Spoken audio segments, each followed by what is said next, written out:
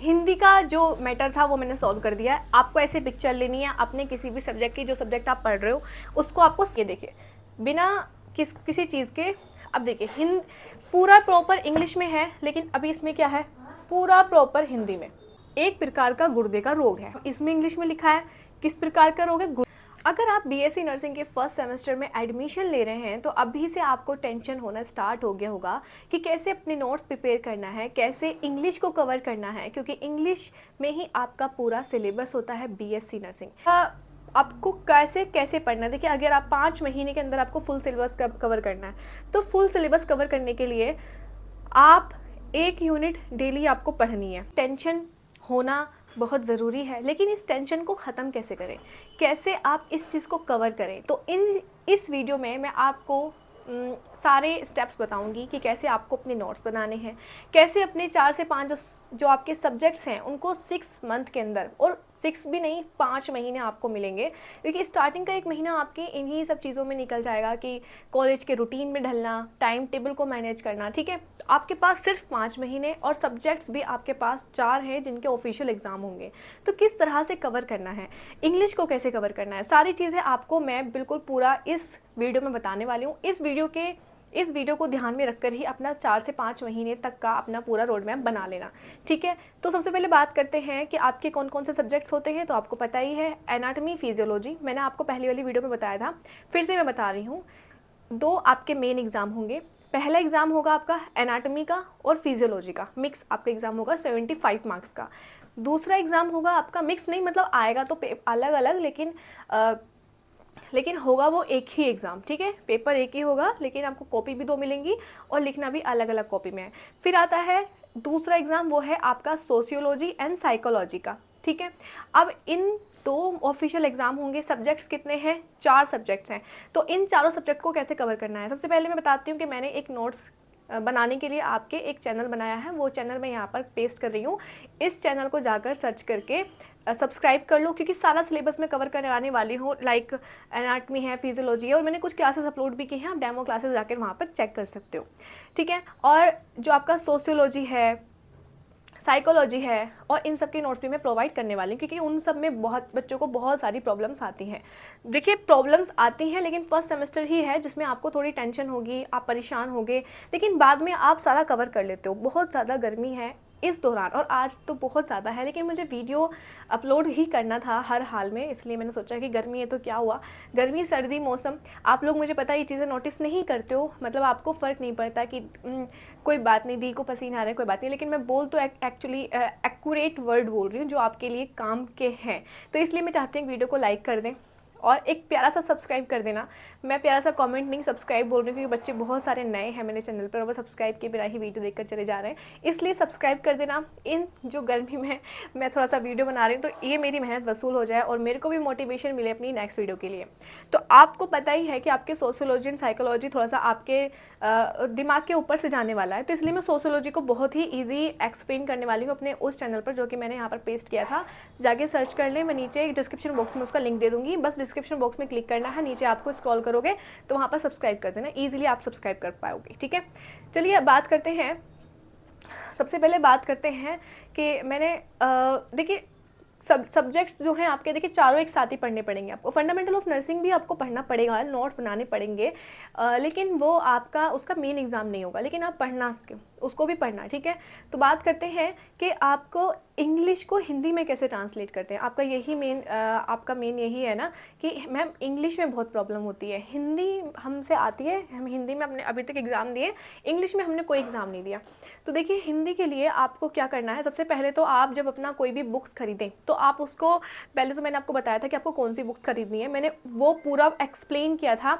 आप जाकर मेरी इस वीडियो पर क्लिक कर सकते हैं, ये वीडियो आपको पूरा समझा देगी कौन सी बुक आपको खरीदनी है, मैंने आपको उसमें पूरा बता दिया, वो बुक खरीद लेना आप। ठीक है, बाकी टीचर से डिस्कशन कर लेना, बाकी मैं ये नहीं कहूँगी कि आप बिल्कुल मेरे ही रूल्स फॉलो करो, सॉरी मेरी ही बातों को फॉलो करो। अपनी टीचर से भी आपको कन्वर्सेशन करनी है और अच्छे से डिस्कस करना है कि मैम कौन सी बुक्स ऐसी हैं जो ईजी लैंग्वेज में हमें ईजी कंटेंट दे सकती हैं, क्योंकि फर्स्ट सेमेस्टर ऐसा है इसमें आप हार्ड कंटेंट नहीं पढ़ पाओगे और आप पहले ही सेमेस्टर में इतने डीमोटिवेट हो जाओगे कि आप आगे की पढ़ाई कंटिन्यू अच्छे से नहीं कर पाओगे। इसलिए आपको फर्स्ट सेमेस्टर में इजी कंटेंट लेना ज़रूरी है। फिर आप जब बुक्स ले लेते हो तो आपको देखिए, अभी तक आपने सिर्फ ABCD या फिर कुछ ऐसे नॉर्मल चीज़ें ही पढ़ी हैं, आपने कुछ कहानी पढ़ी होंगी, कुछ पोएम्स पढ़ी होंगी, अपने 12th क्लास में यूपी बोर्ड में इतना कुछ हिंदी का इंग्लिश का रहता नहीं है, तो इसके लिए आपको अब लेकिन अब यहाँ क्या करना है, पूरी थ्योरी आपको इंग्लिश में पढ़नी है।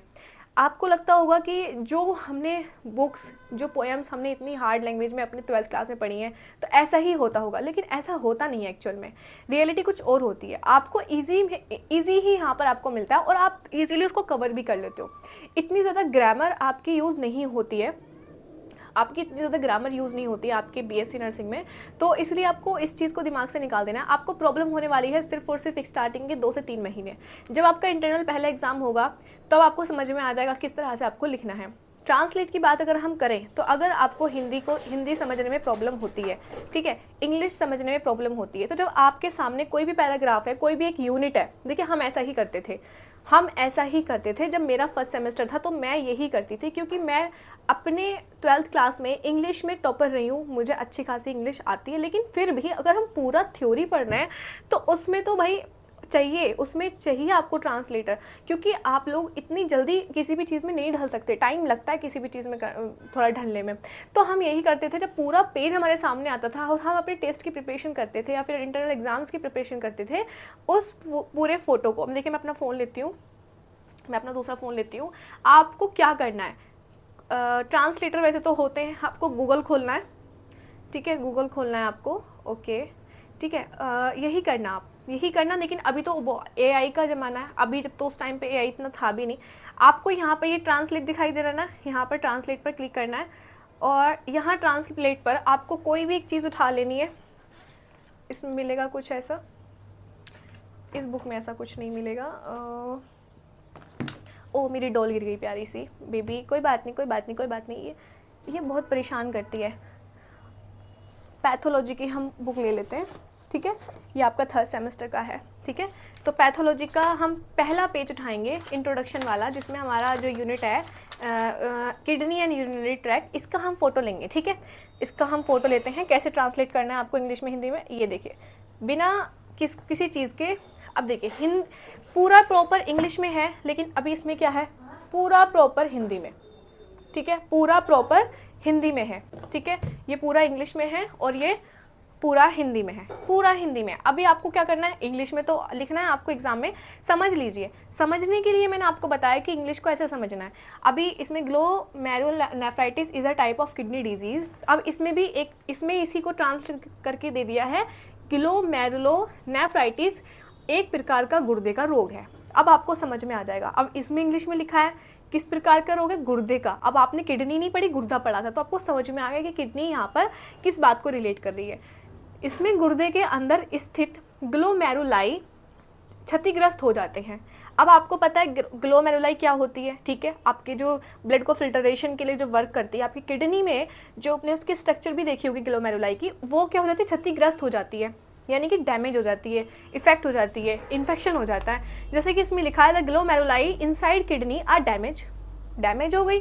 किडनी में have difficulty in eliminating waste and fluid from body in case of glomerulonephritis, यानी कि अगर हमारे ग्लोमेरुलोनेफ्राइटिस में इन्फेक्शन हुआ है तो वहाँ पर जो हमारी किडनी है वो वेस्ट को जो एलिमिनेट करने में वो प्रॉब्लम हो जाएगी, ठीक है। अब वेस्ट को एलिमिनेट करने का काम हमारी किडनी करती है, ठीक है, उसका काम ही क्या होता है, वेस्ट को एलिमिनेट करना, ठीक है। यही चीज़ यहाँ पर आपको हिंदी में लिखी हुई मिल जाएगी, पढ़ सकते हैं। अगर आपको विजिबल है तो आप यहाँ पर पढ़ सकते हैं, ठीक है, विजिबल है तो पढ़ लेना, ठीक है, ओके।